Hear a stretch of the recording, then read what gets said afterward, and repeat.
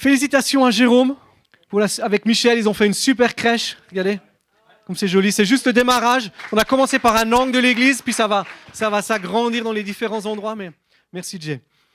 Félicitations au team de Quartier Libre hier, d'avoir bravé le froid pour aller faire... C'était une joie de vous voir hier matin. Et puis Dieu m'a repris parce que hier matin, je me suis levé et puis je dis « Ah, Seigneur, tu n'as pas écouté nos prières parce qu'il neige. » Et puis, c'est pas que ça s'est arrêté. C'est qu'il y a eu du soleil l'après-midi.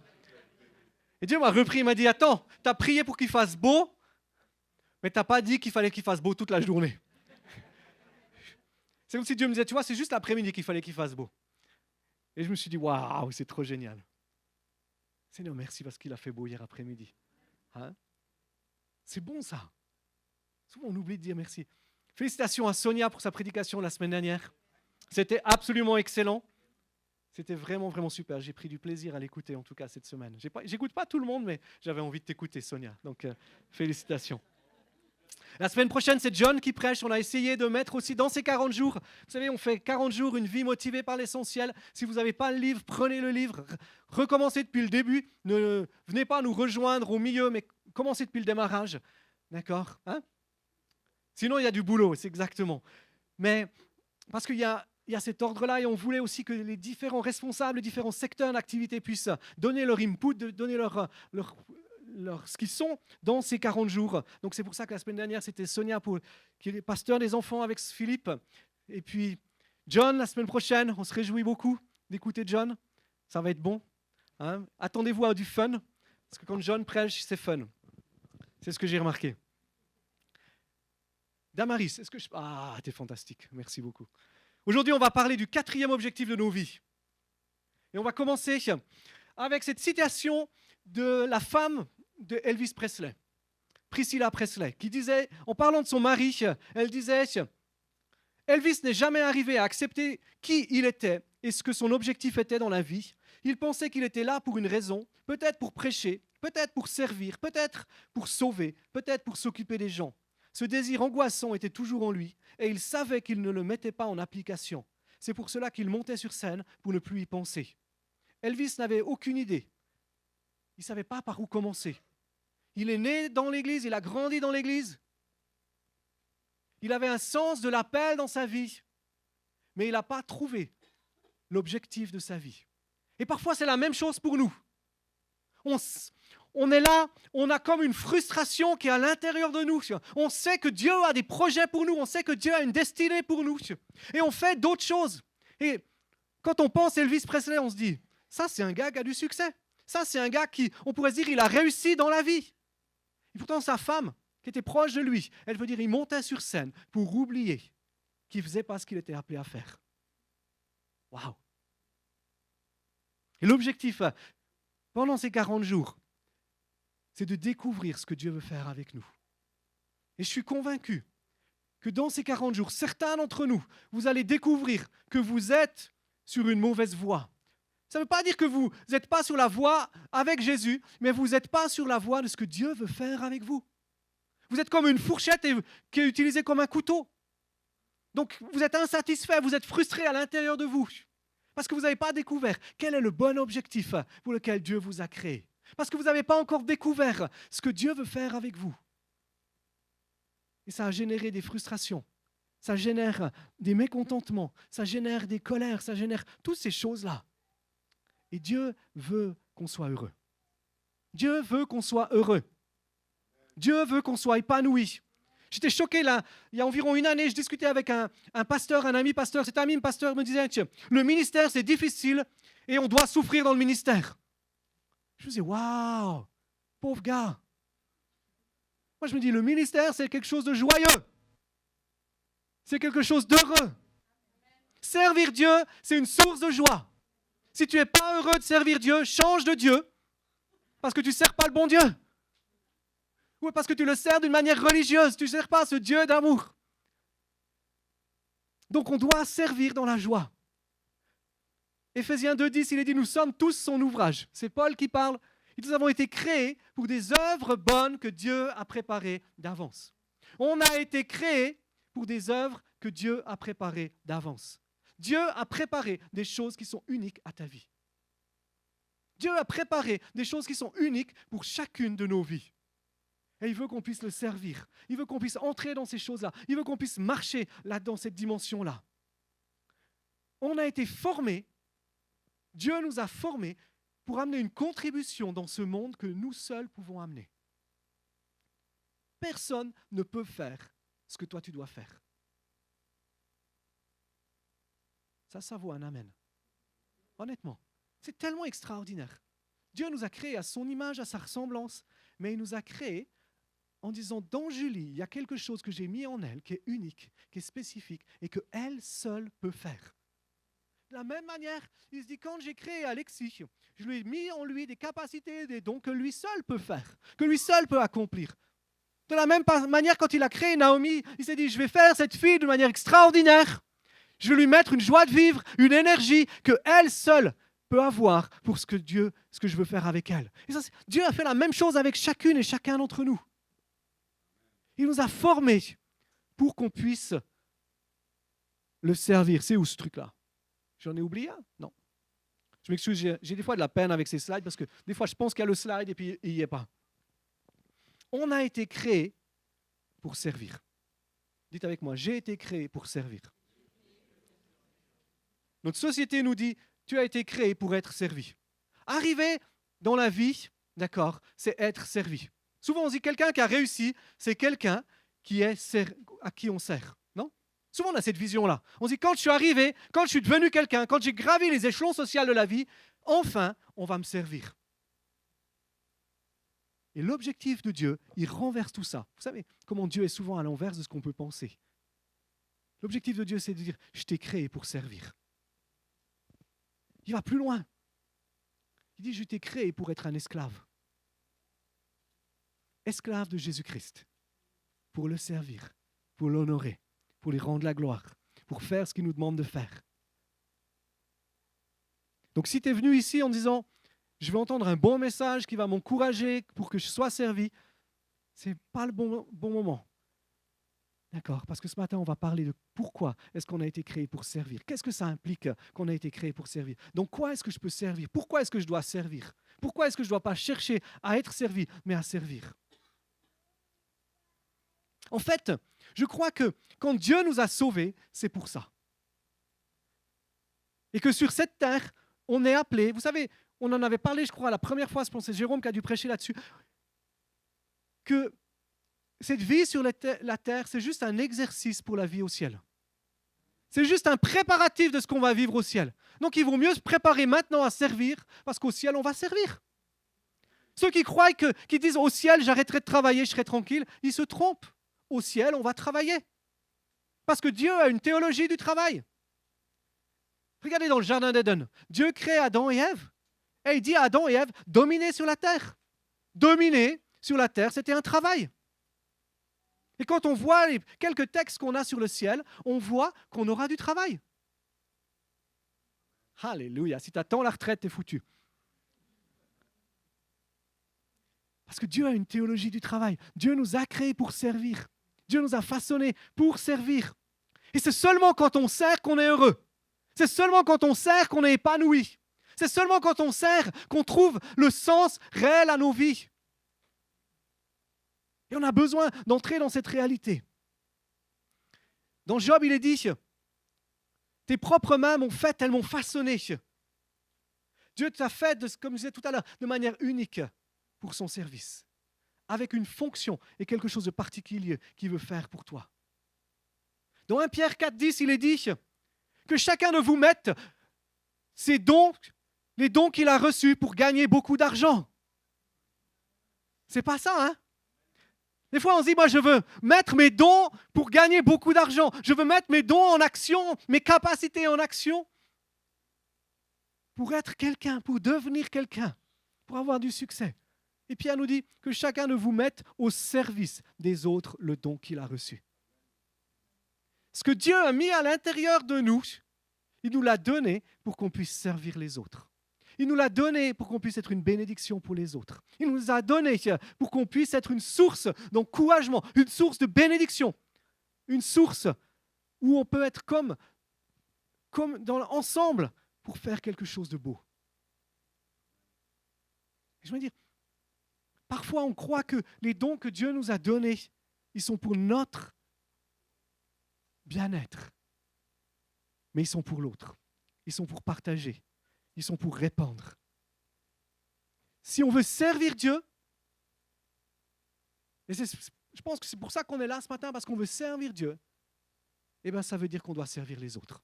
On ne peut pas servir Dieu si on ne sert pas les autres. Et c'est ce que Jérôme a commencé cette semaine. Quand il a décidé de lever une petite équipe autour de lui pour dire on va aller servir les autres, on va aller servir de la soupe à ceux qui sont seuls dans la rue le soir. C'est cette réalité de dire j'ai quelque chose et je veux servir. J'ai quelque chose et je veux l'utiliser pour servir. J'ai un don de compassion, j'ai une capacité d'aimer les pauvres. Jérôme va vous dire c'est tout le monde qui doit faire ça. C'est juste, hein? C'est biblique, exactement. Mais c'est se dire, qu'est-ce que je peux faire pour servir les autres? Qu'est-ce que je peux faire pour être une bénédiction pour les autres? Et, vous savez, quand on parle, des fois on parle de ministère. J'ai un ministère. Et on pense que le ministère, c'est celui qui est le pasteur, c'est celui qui est l'ancien, c'est celui qui est le dirigeant de la louange, etc. Mais le ministère, c'est juste le service. Et on a tous un ministère, on a tous un service dans lequel Dieu veut nous placer, on a tous un service dans lequel Dieu veut nous établir, on a tous un service qu'on a à apporter. On a tous été appelés, quel que soit notre âge, quelle que soit notre fonction, quelles que soient nos capacités, quelle que soit XY chose, on a tous un ministère, un service à apporter pour les autres. Et on a besoin de trouver cette place. Je dis souvent, dans l'Église, on est tous des acteurs, il n'y a pas de spectateurs. Il n'y a aucun spectateur qui est dans l'Église. On est tous des acteurs. On a tous une part à jouer. On a tous un rôle à faire. Et si Dieu t'a mis ici et t'a pas mis dans une autre Église, c'est parce que tu as des dons et des capacités qui sont spécifiques avec l'appel que Dieu a mis sur l'Église ici, qui sont uniques, qui sont particuliers. Et on veut se réjouir de cela. On veut se réjouir parce que Dieu nous met ensemble dans ces dimensions-là. Donc on est tous des ministres.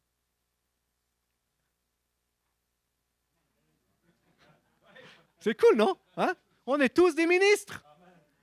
On n'est pas payés comme des ministres, mais on est tous appelés à servir comme des ministres. C'est-à-dire à être des canaux d'encouragement, des canaux de bénédiction. Deuxième, mais qu'est-ce que j'ai? Dans Ecclésiaste, il est dit, jette ton pain à la surface des eaux et avec le temps, il reviendra. Mets ce que tu as en action. Mets en action les dons et les capacités que tu as. Ce mot service, c'est ce mot où on peut se dire, mais je veux aimer l'autre. Je veux aimer mon prochain et parce que j'aime mon prochain, je veux le servir. Je veux lui donner. Je veux partager. Quel que soit le nombre d'années qu'on passe sur la terre, ce qui est important, ce n'est pas la durée qu'on passe sur la terre, c'est qu'est-ce qu'on fait avec nos vies sur cette terre. Tu peux vivre 120 ans sur cette terre, mais rien laisser sur cette terre. Mais tu peux vivre 25 ans sur cette terre et laisser un impact parce que tu as servi, parce que tu as fait ce que Dieu t'appelait à faire. Et ça, c'est... Réfléchissez seulement un instant à ça. D'accord? Moi, je préfère vivre encore 10 ans et en 10 ans changer le monde que vivre encore 50 ans et rien faire. Mais c'est important de pouvoir se dire je veux servir, d'avoir cette volonté. Jordan, est-ce que tu veux venir par là, s'il te plaît? Je voulais te poser une question pendant la louange, mais je me suis dit que si j'allais pendant la louange te poser une question, j'allais avoir tout le groupe de louange qui allait me regarder méchamment parce que je t'interrompais pendant la batterie, puis ils allaient tous perdre le rythme. Jordan, il a fait quelque chose d'exceptionnel hier. D'accord, c'est mon otage ce matin.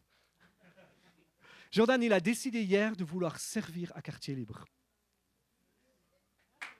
Et vous savez, ce que j'ai remarqué, c'est que quand on met notre pied pour commencer à servir, j'aimerais que tu me dises qu'est-ce que tu as dit à ma femme, ou à, je ne sais pas, qui c'est qui... Ma femme m'a confessé quelque chose hier soir, pas confessé parce que ce n'est pas une confession, mais elle m'a dit quelque chose hier soir, que ça avait libéré en toi quelque chose. Tu peux nous expliquer quoi?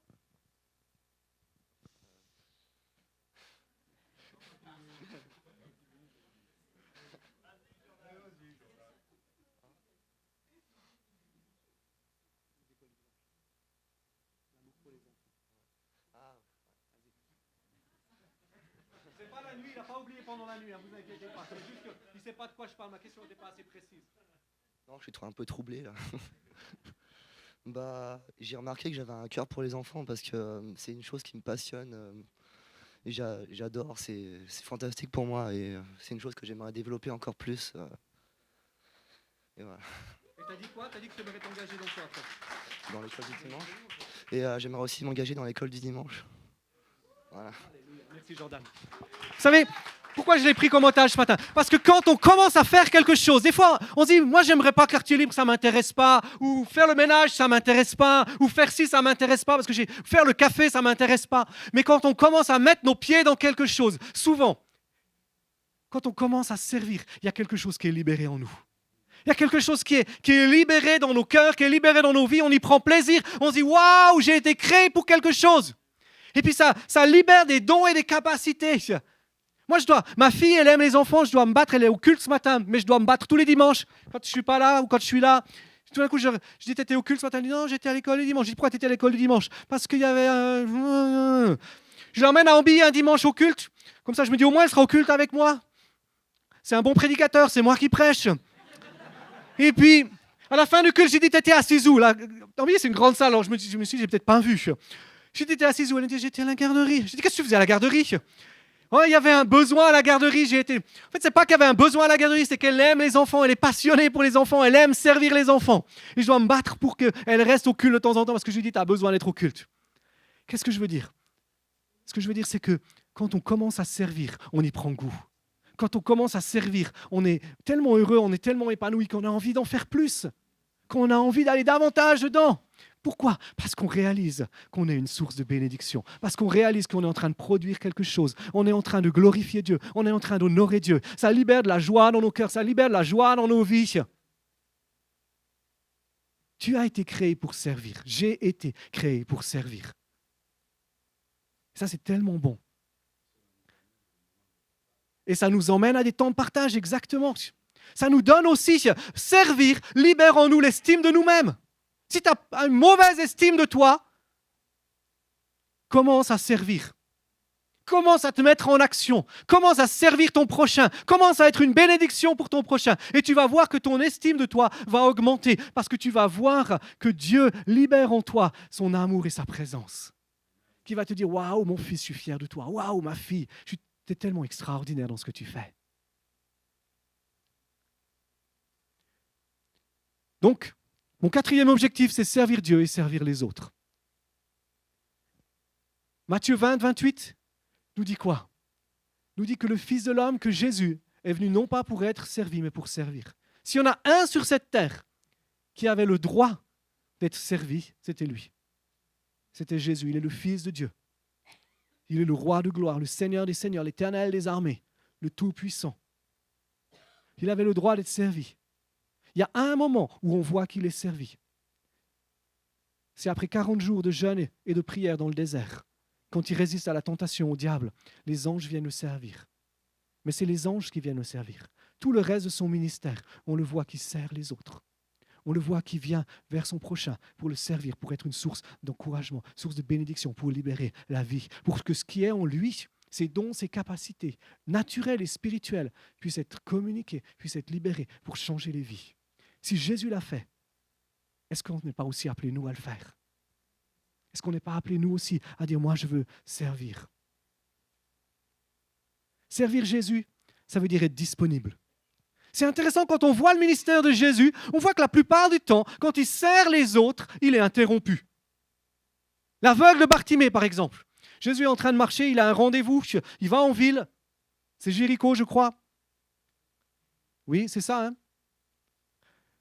Il est en ville, il a son rendez-vous à Jéricho. Et puis tout d'un coup, il y a un gars qui commence à hurler « Jésus, Jésus, fils de David, aie pitié de moi !» Et Jésus s'arrête et il le guérit. Et la plupart du temps, vous lisez les évangiles, vous voyez que Jésus sert les gens quand il est interrompu. Mais il sait se rendre disponible. Il sait se rendre disponible pour son prochain. Il sait se rendre disponible pour l'autre. Servir l'autre, ça veut dire ma priorité, ce n'est pas ma fonction. Servir l'autre, c'est se dire ma priorité, ce n'est pas la tâche que je dois faire. Ma priorité, c'est mon prochain. Et des fois, j'aimerais vous dire, pour moi, c'est difficile. Quand j'arrive ici au café, parfois, et puis que j'ai une tonne de trucs à faire, j'aurais envie des fois de fermer la porte du bureau, de mettre un panneau « Ne pas déranger » sur la porte du bureau. Vous savez, ces panneaux qu'on pique à l'hôtel. Quand on ne les pique pas à l'hôtel, on les emprunte à long terme. D'accord? C'est un panneau où on met « Ne pas déranger » sur la porte et puis dire je suis en rendez-vous. En Billy, c'est encore plus simple. J'ai un truc, si je veux, je ferme la porte, j'ai un bouton, je presse et puis j'ai une lumière rouge qui s'allume à côté de la porte. Ça veut dire surtout ne pas déranger. En fait, je ne l'utilise absolument jamais. Mais des fois, on aurait envie de ça. Se dire, je ne veux pas être dérangé parce que j'ai des choses à faire. Mais Jésus est notre exemple. Malgré tout ce qu'il a à faire. Et des fois, on en discute avec Jérôme, c'est notre frustration. Hein. On arrive à la fin de la journée, ou avec ma femme, on arrive à la fin de la journée parce que j'ai rien fait de ce que je devais faire. Puis je dis, oui, mais on a fait ce qu'on devait faire, on a discuté avec les gens. On a aimé les gens. On a prié avec quelqu'un. On a partagé avec quelqu'un. On a juste été là pour être une bénédiction. C'est accepter de se rendre disponible. Accepter de se rendre vulnérable pour l'autre. Accepter de se dire, je suis là pour servir, je ne suis pas là pour recevoir. Ça change la donne. Hein? Si je dis, je ne suis pas là pour recevoir, je suis là pour servir, je veux être disponible pour l'autre. Je ne mets pas mon agenda en premier, je mets l'agenda de Dieu en premier. Commencez à prier et dire, Seigneur, donne-moi des rendez-vous divins ce matin. Donne-moi des opportunités du royaume ce matin. Mais donne-moi d'avoir un cœur qui est assez disponible pour pouvoir être cette bénédiction, pour pouvoir servir mon prochain, pour pouvoir répandre ce que je dois répandre à mon prochain. Et puis si mon travail n'est pas fini, demain ce sera encore une autre journée. Et je le ferai demain. Alors c'est clair qu'après il y a des urgences, il y a des choses qui sont quand même importantes, mais si on veut suivre les pas de Jésus, il faut faire attention de ne pas être trop occupé pour manquer l'essentiel. Certains d'entre nous, tu es trop occupé. Ton agenda est trop rempli. Que ça t'empêche de faire l'essentiel. Et tu as besoin de reprendre ton agenda. Et quand je dis ça, je sais que c'est prophétique et je sais que ça concerne aussi ma propre vie.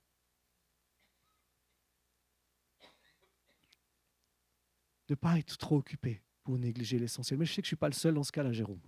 Ça te fait rire, hein, mais je sais que je ne suis pas le seul dans ce cas-là. Je sais qu'il y en a d'autres.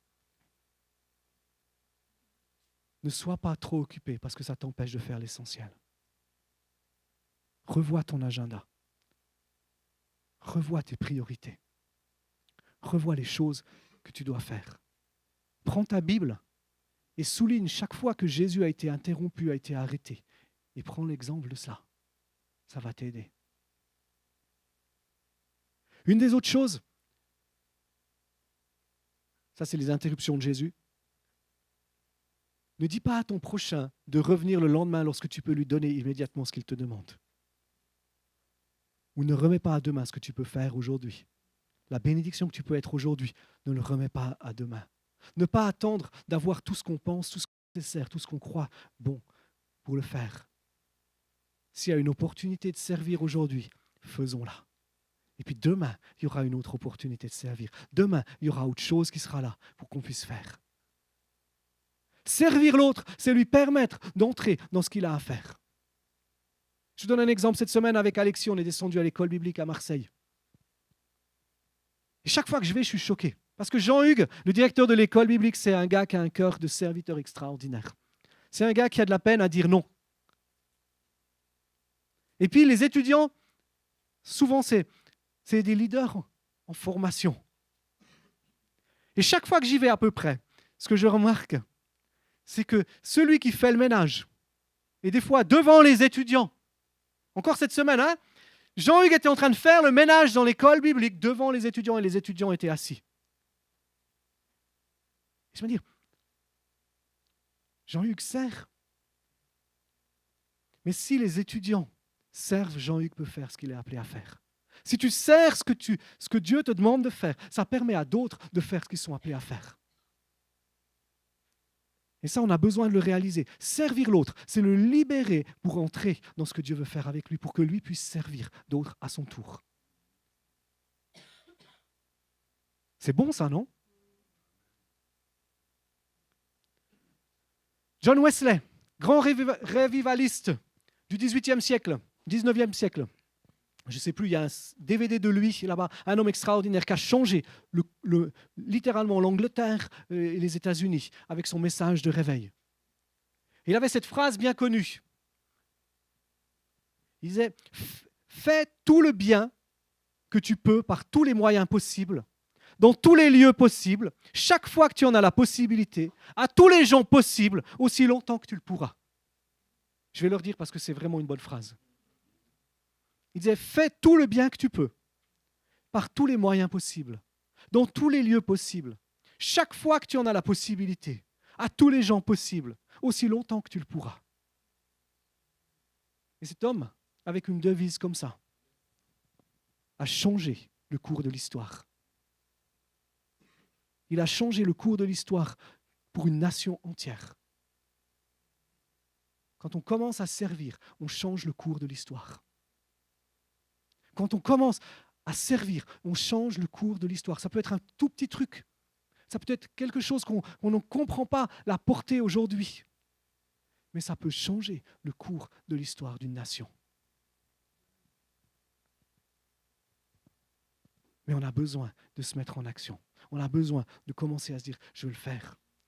Ce qu'on a besoin pour servir Dieu, c'est de dire, la première chose, c'est de dire, je veux être disponible. Qu'est-ce qui m'empêche d'être disponible? Le premier obstacle au fait d'être disponible, c'est l'égocentrisme. Moi d'abord. Tu ne peux pas servir l'autre si tu te mets en premier. Amen.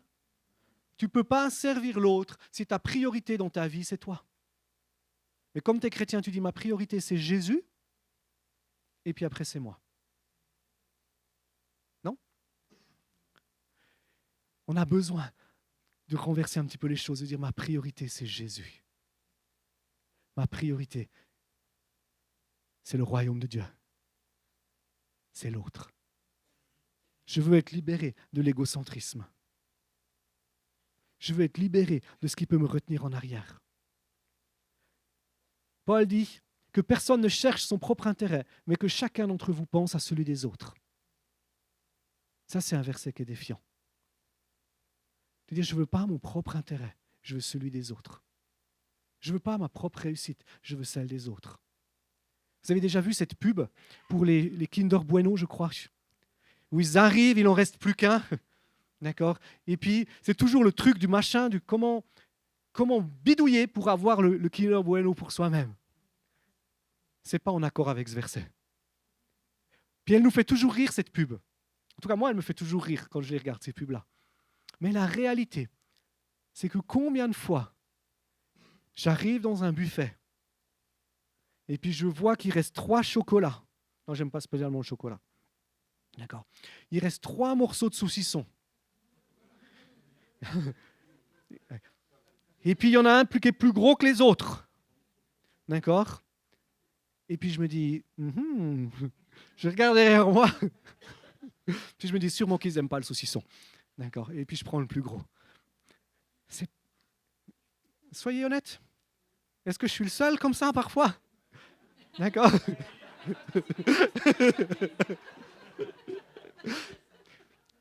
Quand on met l'intérêt des autres avant, c'est dans ce genre de situation où on se dit, on va mettre un cran de plus à la ceinture et puis tant pis quoi. C'est des petites choses simples, mais c'est des petites choses pratiques. Mais si on ne commence pas par ces petites choses simples, de chercher l'intérêt de l'autre avant, on n'arrivera pas à le mettre dans des choses plus importantes et plus grandes. Si notre petit confort d'aujourd'hui pour les petites choses basiques, on n'arrive pas à le sacrifier pour l'autre, et quand il est parlé de l'autre, ce n'est pas celui qu'on aime seulement, c'est tout le monde. Merci Johnny. Ça, c'est notre défi. C'est-à-dire, je veux me libérer de mon égocentrisme. C'est aussi, je ne sais même plus où j'en suis, quoi. J'essaye de suivre aujourd'hui, vous savez, j'en suis au saucisson. Merci Sophie. J'en suis au fait de s'oublier soi-même. Le deuxième chose, c'est le perfectionnisme. D'accord? Il faut que ce soit parfait avant que je puisse commencer à agir. Avant que je puisse commencer à servir, il faut que j'ai tous les dons et toutes les capacités. D'accord? Il faut que tu attendes le ciel. D'accord? Sinon, ça ne marchera pas. On veut l'excellence. L'excellence et le perfectionnisme sont différents. L'excellence, c'est je fais ce que je mieux avec ce que je suis et ce que j'ai. Le perfectionnisme, c'est ce que tu n'atteindras jamais avant le ciel. Parce que c'est là qu'est la perfection. Mais on a besoin de se libérer de ça. Se libérer, se dire, je commence à servir avec ce que je suis, avec le petit peu que j'ai, avec mes petites capacités. Moi, je suis tellement encouragé quand je suis venu hier à Quartier Libre et puis que je vois les enfants Arthur, par exemple, qui étaient là. 10 ans. Bientôt 8 ans. Qui commence à être là à Quartier Libre. C'est clair qu'il n'est pas celui qui raconte l'histoire encore. Mais il commence à servir. Il commence à être enseigné dans cette vision de dire je suis là pour servir l'autre. Je suis là pour être une bénédiction pour l'autre. Il n'y a pas une question d'âge. Ce n'est pas une question de qualité. C'est une question de cœur. De dire je veux servir avec ce que je suis et avec ce que j'ai. Je veux servir malgré mes manquements passés. Imaginez, si tu regardes ta vie passée, tu dis mais avec toutes les erreurs que j'ai faites, aujourd'hui je ne peux plus servir. D'accord? Aucun d'entre nous pourrait servir. Parce qu'on a tous des erreurs dans notre passé. Mais c'est se dire, commence à agir avec ce que j'ai, avec ce que je suis aujourd'hui. N'attendez pas que les conditions soient parfaites. Faites-le. Moi, j'aime ce que... Je reviens sur Jérôme. D'accord? Il n'attend pas d'avoir toute son équipe. Il n'attend pas d'avoir trouvé les 25 SDF de la ville. Il n'attend pas d'avoir trouvé la recette de la soupe parfaite qui nourrit, qui réchauffe pendant 24 heures. D'accord? Il se dit, je commence avec ce que je suis et avec ce que j'ai. Et puis si demain je suis tout seul, je continuerai avec ce que je suis et ce que j'ai. Mais il ne le sera pas. D'accord? Si Sonia et Philippe avaient commencé Quartier Libre en disant on attend qu'on ait tous les jeux, tous les jouets, qu'on sache tout ce qu'il faut par cœur, comment ça se passe, qu'on ait les contacts avec 25 familles, ils ne commenceront jamais.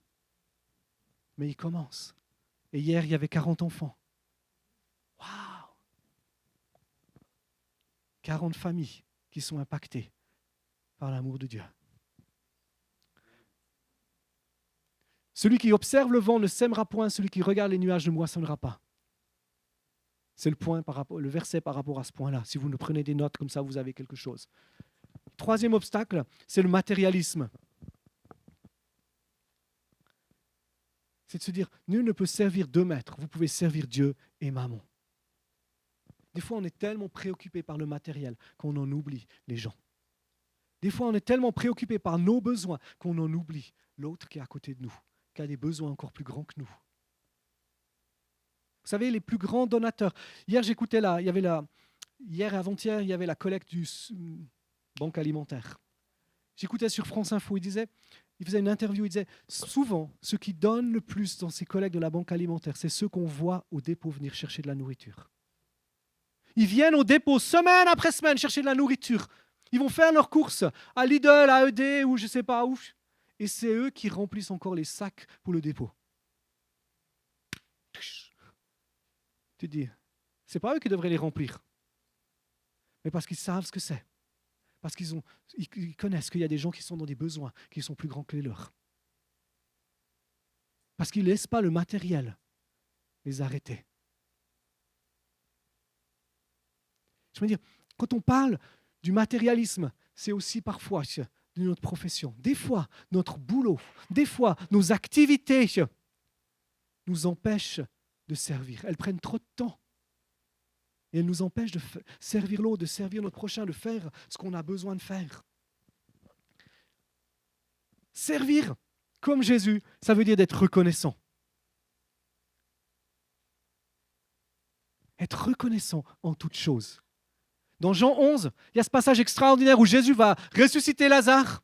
Il arrive devant le tombeau, il dit « Père, je te loue de ce que tu m'exauces toujours. » Alors on peut se dire, oui, c'est facile de prier ça quand on va ressusciter un mort. Je m'apprêterai à ressusciter quelqu'un, je pense que je serai reconnaissant. En fait, j'espère. Même je suis convaincu, je suis sûr. Mais la vie du ministère de Jésus, c'est qu'il est reconnaissant en tout temps. Si tu veux servir, tu as besoin de développer un cœur de reconnaissance. Hein, c'était ici. Ce cœur reconnaissant en toutes choses. Ce cœur dire Seigneur, merci, parce que même s'il fait froid, ça me donne l'occasion de donner un chocolat chaud aux enfants. Je n'ai pas besoin de leur donner un sirop. Je peux leur donner un chocolat chaud à la place. C'est une bonne occasion de faire quelque chose d'autre. Ce cœur de reconnaissance. Paul a écrit l'épître aux Philippiens, soyez dans la joie quand il était en prison. La reconnaissance ne dépend pas de nos circonstances. La reconnaissance dépend de l'attitude de nos cœurs. De savoir être reconnaissant en toutes choses. Reconnaissant de pouvoir servir. Pourquoi est-ce qu'on est reconnaissant de servir ? Parce que Jésus est ressuscité. Parce que Jésus nous a sauvés. Et même si Jésus ne faisait plus rien pour nous à partir d'aujourd'hui, vous savez quoi ? On peut être reconnaissant parce qu'il nous a ouvert le chemin vers l'éternité. Dire amen à ça, c'est fort. Parce que ça veut dire quoi ? Ça veut dire que même si Jésus ne me bénit plus à partir d'aujourd'hui, même si Jésus n'exauce plus mes prières à partir d'aujourd'hui, même si Jésus ne me guérit plus à partir d'aujourd'hui, je suis reconnaissant. Parce qu'il m'a sauvé. Et c'est la réalité. Servir doit toujours être une joie. Si tu sers par contrainte, si tu sers par obligation, arrête. Honnêtement, j'aimerais dire ce matin, si tu sers dans l'église par obligation et par contrainte, arrête. Viens me voir, va voir Jérôme, va voir Rachel, dis j'arrête mon service parce que je le fais par contrainte. Je le fais par obligation, j'ai aucune joie. On veut des gens qui servent avec joie. Alors peut-être qu'on va te dire aussi que la joie est une décision et la reconnaissance est une décision. Servir avec joie, c'est reconnaître que Dieu nous fait confiance. Que Dieu nous fait confiance. Que Dieu te fait confiance pour le servir. Que Dieu te fait confiance pour être une bénédiction pour l'autre. Que Dieu te fait confiance pour être une source d'encouragement pour l'autre. C'est ça en fait. Si on est reconnaissant, c'est parce que Dieu nous a changés, Dieu nous a transformés. Et je peux être reconnaissant pour ce qu'il a fait. Et je peux être reconnaissant parce qu'il me fait confiance de pouvoir faire quelque chose, de pouvoir donner à quelqu'un, de pouvoir partager. De pouvoir dire, regardez, servez le Seigneur avec joie. Ton ministère doit toujours être une joie. Et ça, c'est notre cœur. C'est notre cœur. Je sais plus, l'autre jour, c'était au conseil que je disais l'autre jour à Ambilly. Je crois qu'au conseil d'Ambilly, je leur disais, mais le jour où j'ai plus de la joie à vous servir, les amis, donnez-moi 3 mois sabbatiques pour que je retrouve ma joie. Mais j'arrête. Le jour où j'ai plus de joie dans le ministère, je prends du temps off jusqu'à ce que je retrouve ma joie. Parce que servir doit être toujours une joie. Servir doit toujours être une joie. Vous savez, si tu sers avec joie, je me souviens un jour, on avait quelqu'un qui logeait dans l'église et il s'est plaint, il était en train de faire le ménage et il y a quelqu'un d'autre qui arrive et il lui a dit « Je suis le concierge de l'église. » « Oui, je suis le concierge de l'église. » Personne ne lui avait demandé de nettoyer l'église 3 fois par semaine, mais il le faisait. On était reconnaissant qu'il le fasse. D'accord, on ne va pas dire le contraire. Mais il ne le faisait pas avec joie. Cette autre personne a commencé à répandre partout que ce gars-là était le concierge de l'église et puis qu'il était triste et malheureux, etc. Puis il n'était même pas chrétien, l'autre gars. Je me suis dit, oh là, c'est la catastrophe. Pourquoi ? Parce qu'il ne faisait pas les choses avec joie. Si tu fais les choses avec joie, tu es une source d'encouragement. Si tu fais les choses avec joie, tu es une source de vie. Si tu fais les choses avec joie, c'est là que tu sers réellement. C'est là que tu libères l'autre réellement. Si tu sers l'autre et puis l'autre sent que ça l'embête, si vous êtes déjà allé au restaurant et puis le serveur n'est pas heureux ou la serveuse n'est pas heureux, vous avez l'impression que vous servir, ça lui casse les pieds. D'accord ? Qu'est-ce que vous faites ? Vous avez envie de lui dire, pas de pourboire, ce n'est pas une bonne solution parce que c'est justement pas l'encourager. Tu devrais lui donner un double pourboire à celui-là, en disant, je te donne un double pourboire parce que je veux que tu puisses trouver la joie de servir. Mais c'est vrai. Parce que de nouveau, on bénit à la mesure de ce qu'on pense. Mais si tu lui donnes un double pourboire, qu'est-ce que tu fais ? Tu libères la joie. Alléluia ! Tu lui dis, ça vaut la peine de servir. Ça vaut la peine de faire mon métier. Mais vous n'avez pas envie de retourner dans ce restaurant-là. Ça, c'est certain, par contre. Si tu sers à l'église, si tu sers ton prochain sans joie, il n'aura pas envie de revenir. Il n'aura pas envie d'être là. Si tu es derrière la louange, derrière ton instrument ou derrière ton micro, puis tu es là. D'accord ? Les gens ils vont se dire, mais c'est quoi cette équipe de louange ? D'accord ? Heureusement qu'on n'a pas une équipe comme ça. On a une équipe qui resplendit de joie, d'allégresse et de tout ça. D'accord ? Mais de pouvoir dire, je veux servir Dieu avec joie. Je veux cultiver cette joie dans mon cœur. Et c'est, quand je dis cultiver, c'est un choix et c'est une décision de dire, je veux cultiver la joie. Je veux cultiver la joie dans mon cœur. Je veux cultiver la joie dans ma vie. On s'en fiche. Un obstacle qui peut nous empêcher de servir, c'est de comparer et de critiquer. Tu ne peux pas te comparer avec quelqu'un d'autre. Tu sais pourquoi ? Parce que tu es unique. À partir du moment où tu te compares avec quelqu'un d'autre, tu cesses de croire que tu es unique et créé à l'image de Dieu. C'est aussi simple que ça. Si tu compares avec quelqu'un, ça veut dire que tu dis « je ne suis pas unique ». Et tu entres dans le jeu du diable. Quand tu critiques, quand tu juges, tu fais ce que tu n'es pas appelé à faire. Et c'est Georgina Dufoy qui disait l'autre jour, j'ai bien aimé quand elle disait ça, elle expliquait, elle disait, quand tu juges et tu critiques, c'est comme un boomerang que tu lances, et puis poum, ça te revient dessus et tu seras jugé et critiqué. Tu te souviens de ça ? Je trouvais ça excellent. Je me suis dit, ça c'est une bonne image. Puis après j'ai réfléchi, puis je me suis dit, c'est vrai que ça marche à tous les coups. Vous savez, moi j'ai un boomerang à la maison, mon fils on lui a acheté ça, on n'a jamais réussi à le faire marcher. Probablement qu'on n'est pas assez doué. Mais j'ai remarqué que quand je juge et critique, ce boomerang-là, ça marche à tous les coups, quoi. Il n'y a pas besoin de savoir le faire, ça marche. Mais ça nous empêche de servir, parce que si on juge ou on critique l'autre, on n'arrive plus à le servir. Si on a des a priori négatifs sur une autre personne, on n'arrive pas à le servir avec ce cœur joyeux et ce cœur reconnaissant. On n'arrive pas à être libéré, la plénitude de nos dons et de nos capacités. L'autre chose, c'est de... Qui es-tu toi-même pour juger le serviteur d'un autre ? D'accord, c'est l'affaire de son maître. Si on va dire, Dieu juge, nous, on encourage et on bénit. Et on aime. C'est comme ça que ça fonctionne, le royaume de Dieu. Deuxième obstacle, c'est les mauvaises motivations. Je sers pour être vu.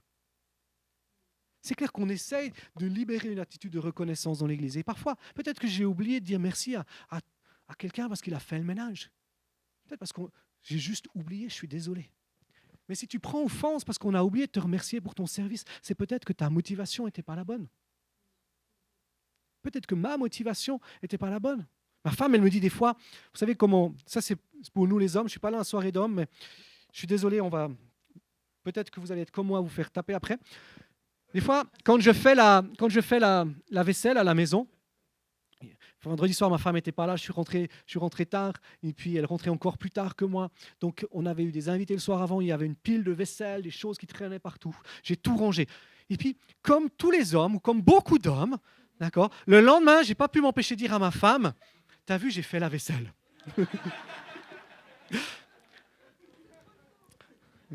C'est tous les hommes, Sophie dit. Mais j'ai remarqué que c'était quelque chose d'assez masculin. D'accord, je suis désolé les gars si je vous donne des... Je sais que Jean-Paul n'est pas dans ce cas-là. Jean-Paul c'est lui qui fait la vaisselle à la maison tous les jours. D'accord.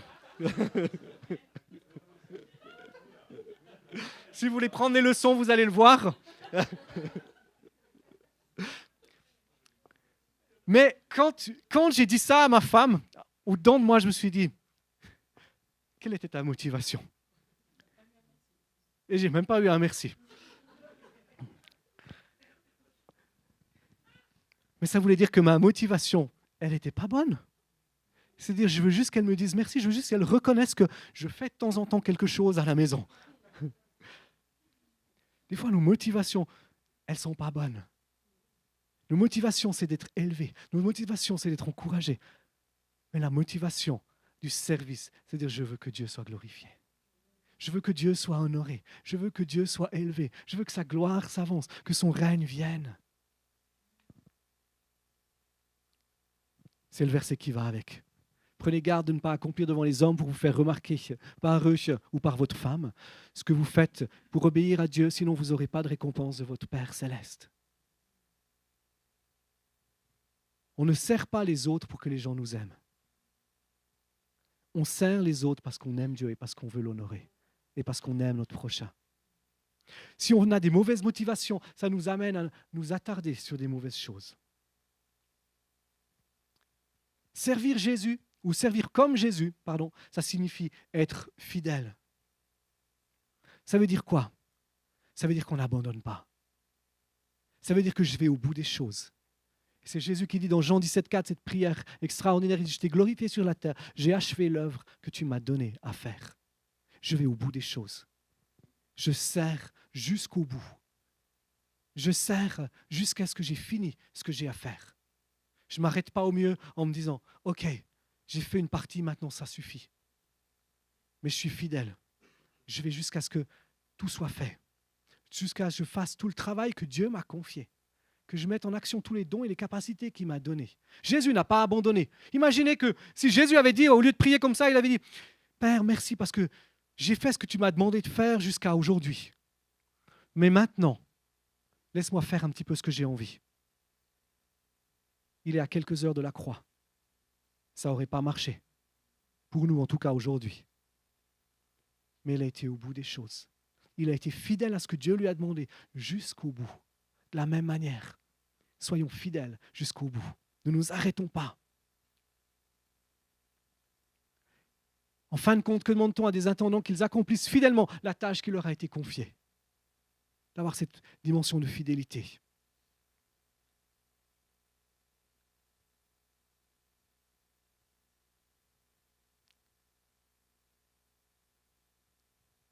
Je regarde juste ce que j'ai écrit. Travaillez sans relâche pour le Seigneur, sachant que la peine que vous vous donnez au service du Seigneur n'est jamais inutile. Ça, c'est tellement extraordinaire. Tout ce que tu fais pour Dieu va porter du fruit. Peut-être que tu ne verras jamais le fruit de ce que tu fais pour le royaume de Dieu, mais ça porte du fruit. Ça a un impact. Et quand on sera au ciel, je pense qu'on sera étonné de voir le nombre de choses où on se dit ça a raté, ça a manqué. Je lisais cette semaine encore cette histoire dans une église aux États-Unis, il y a plusieurs dizaines d'années, 2 jeunes qui arrivent à l'église et le gars qui est à l'accueil, l'église était plus ou moins bondée, le gars qui était à l'accueil voit ces 2 jeunes et ces 2 jeunes étaient prêts à partir parce qu'il n'y avait plus de siège dans l'église, ils étaient prêts à partir. Et ce gars s'est levé, le culte avait déjà commencé, il s'est levé, il leur a trouvé 2 places dans un rang au milieu. Il a fait ce qui était son service, ce qui était son travail. Il est allé jusqu'au bout. Il ne s'est pas dit, ok, ces 2 jeunes, tant pis, ils viendront la semaine prochaine. Un de ces 2 gars s'appelle Billy Graham. Et des histoires comme ça, il y en a des dizaines, des centaines, des milliers. D'accord? Parce qu'on ne sait pas, quand on sert, qu'est-ce que ça libère, qu'est-ce que ça produit, qu'est-ce qui s'ouvre pour le royaume de Dieu. Quelqu'un me disait dernièrement, je ne vais pas le dire parce que je ne sais plus qui c'est. Et puis je ne sais plus si c'est ici, puis je n'ai pas envie de ce que c'est avec quelqu'un d'ici ou pas. Non, c'est vrai, parce que ça peut être personnel, puis je ne sais plus qui c'est. Donc je ne vais pas vous le dire. Mais un manque de service peut fermer la porte à quelqu'un pour l'évangile. Un manque de service peut fermer la porte à ce qu'une graine soit semée dans un cœur ou dans une vie. Et on a besoin de le réaliser, pas comme un poids, pas comme un fardeau, mais comme le réaliser, la réalité et l'importance de ce que Dieu nous a confié. Le fait de servir les dons et les capacités que Dieu nous a donnés, c'est quelque chose qui a du prix, c'est quelque chose qui est important. Et puis Dieu nous le rendra toujours. Dieu nous rendra toujours ce qu'on a servi, ce dans quoi on a été impacté. Et si on est fidèle, si on sert dans les petites choses, il y a des plus grandes choses qui vont venir. Dieu nous a mis ici ensemble, je disais tout à l'heure, pour servir. Dieu nous a mis ici ensemble pour investir nos vies. Quand tu sers, qu'est-ce qui se passe? Tu investis ta vie pour le royaume de Dieu. Quand je sers, j'investis ma vie, j'investis qui je suis pour le royaume de Dieu. J'investis qui je suis dans d'autres vies, dans d'autres cœurs, pour libérer la gloire de Dieu, pour libérer l'avancement du royaume de Dieu. Et c'est pour ça qu'on a besoin de pouvoir se mettre en action. On a besoin de pouvoir réaliser ces choses-là. Quand on va arriver au ciel, Dieu va nous poser la question, il va nous dire, mais qu'est-ce que tu as fait avec les dons et les capacités que je t'ai donnés? Qu'est-ce que tu as fait avec ta vie? J'ai gagné beaucoup d'argent. J'ai eu un nom très connu. Non, Dieu, il va dire, c'est pas ça qui m'importe. Il va dire, mais comment est-ce que tu as utilisé ça pour servir les autres? Comment est-ce que tu as utilisé ça pour bénir les autres? Comment est-ce que tu as utilisé ça pour servir ton prochain? Vous savez, si tout le monde, si chacun d'entre nous, on s'engage pour servir notre prochain, on peut changer la ville de Thonon d'une manière rapide. On peut changer nos lieux de travail d'une manière rapide. On peut changer le monde d'une manière rapide. Et ce n'est pas marqué dans ces slides qui ont été faits, on ne peut pas les changer. Mais quand Dieu nous dit cherchez d'abord le royaume de Dieu et toutes choses vous seront données par-dessus, ça veut aussi dire ça. Quand je sers, quand j'investis ma vie, Dieu s'occupe de la mienne.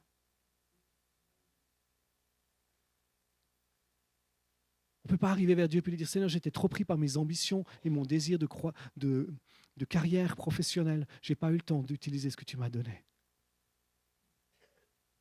On a besoin de lui dire Seigneur, voilà ce que j'ai fait. On veut entendre cette parole. Oh, come on. Cette parole qui était affichée tout à l'heure de Matthieu 25, 21. Bon et fidèle serviteur, entre dans la joie de ton maître. Quand on arrive au ciel, ce qu'on a envie, c'est que tous les gens qui nous attendent là-haut, pour qui on a été une bénédiction, pour qui on a été une source d'encouragement, tous les gens qu'on a servis, toutes celles et ceux pour qui on a été un instrument pour qu'ils puissent rencontrer Jésus. Moi, je crois que ces gens-là, ils nous attendront à la porte du ciel. Ils seront là pour nous attendre. Et puis on veut avoir Jésus qui nous dit bien bon et fidèle serviteur. Entre dans la joie de ton maître. C'est la seule chose qui doit nous motiver pour servir. C'est-à-dire je veux voir des gens aller au ciel. Je veux que Jésus puisse être fier de moi.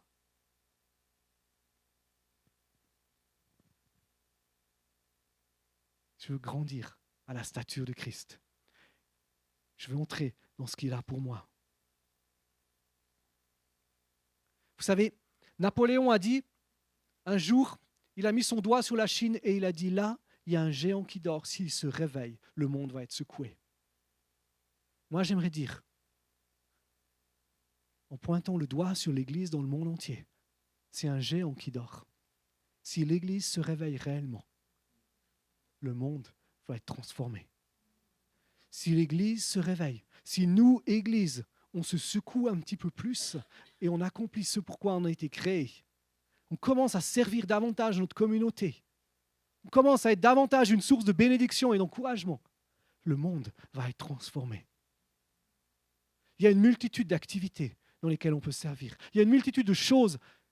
On aurait pu faire des panneaux, on aurait dû faire des panneaux. On a fait ça la dernière fois, des panneaux avec les différents services, les différentes opportunités de servir dans l'Église. Mais je crois que vous connaissez plus ou moins tout ce qui peut être fait dans l'Église.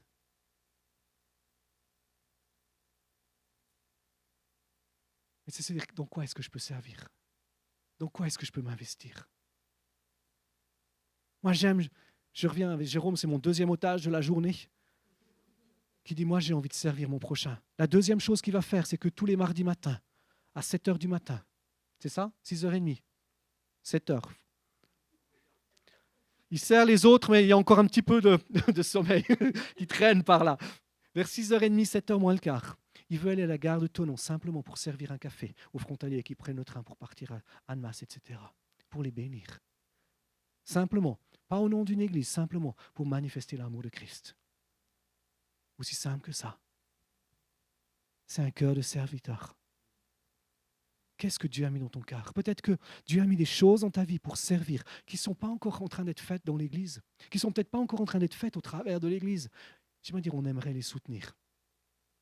On aimerait te voir te lever dans ton service. On aimerait te voir entrer dans ces choses-là pour pouvoir t'encourager, pour pouvoir te soutenir, pour pouvoir te bénir, pour que tu puisses servir. Peut-être que tu dis, moi, je crois que j'aimerais servir aux écoles du dimanche, mais je ne suis pas sûr que j'aimerais réellement. Tu as le droit d'essayer pendant 2 ou 3 fois, sans engagement. Mais c'est vrai. Tu vas 2, 3 fois, tu vas servir aux écoles du dimanche. Et puis si au bout de 2, 3 fois, tu dis, j'aime ça, tu discutes avec Philippe et Sonia, ils diront, ok, maintenant, voilà comment on va faire. Puis si au bout de 2, 3 fois, tu dis, j'aime pas ça, fais autre chose. Peut-être tu dis, moi, j'aimerais venir servir au café 1 fois par semaine. Si tu n'aimes pas ça, tu fais autre chose. Peut-être que tu dis, je pense que je pourrais servir pour aider à ci ou à ça.